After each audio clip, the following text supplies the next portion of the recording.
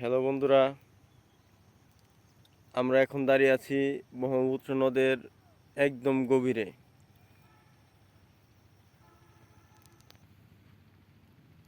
দেখতে পারতেছো বন্ধুরা, এই হলো বর্তমানে ব্রহ্মপুত্র নদের অবস্থা। পানি কি জিনিস নাই, আমি কিন্তু একদম নদের তলায় দাঁড়িয়ে আছি।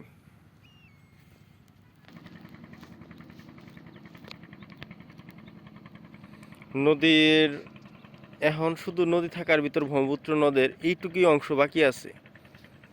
আর আমাদের ক্যামেরার সামনে যে জায়গাটা দেখতে পাচ্ছেন, কিছু লোকজন দাঁড়ায় আছে, এটা হচ্ছে শেরপুরের চরডাকপাড়া গ্রাম।